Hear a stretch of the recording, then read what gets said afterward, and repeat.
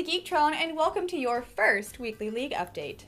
As the North American LCS moved into Week 7, it became clear that the gap between teams had reduced significantly, as no team was able to pull off a 3-0 record. With only 3 weeks remaining before the midseason playoffs, every win matters more and more to each team. Team Vulcan had an opportunity to jump into the 4th slot, but starting off the weekend with an 0-2 record all but dashed those ambitions, at least temporarily. In their 3rd game of the weekend, they pulled out an unconventional pick in Quinn mid to try and take down powerhouse Curse, but failed to take the victory and ended up being the only team to lose all of their games this past weekend. After a rough 1-2 weekend, Team Marn is just 1 game away from falling into the cutoff zone for the midseason playoffs. They have a chance to create a gap next weekend as they play against both the 7-seed GGU and 8-seed Complexity.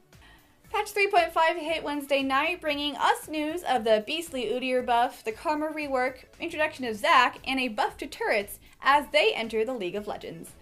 Udyr was picking up popularity even though he was seen by many to be underpowered, and a universal decrease on his mana costs and a buff to every one of his abilities have made him a serious force to be reckoned with. Though yet to be seen as competitive, the Karma rework gave her toolbox the love it needed while maintaining its very unique feel. While not making her outrageous, the added utility has put in a quality of life that will stop her from being a bannable offense when played in ranked.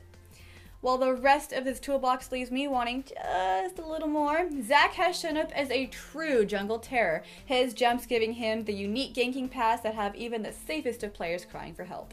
Like me.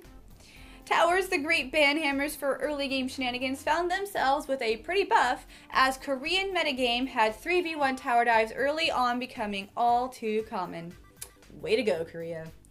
Top and mid laners can now rest a little easier knowing that the big lasery ball of doom thingy behind them means business. The League community was floored when Chaos went from bench to bumped from the TSM roster last week. The Rain Man, pre-Direst top laner for TSM, announced that he wants to get right back into the competitive scene.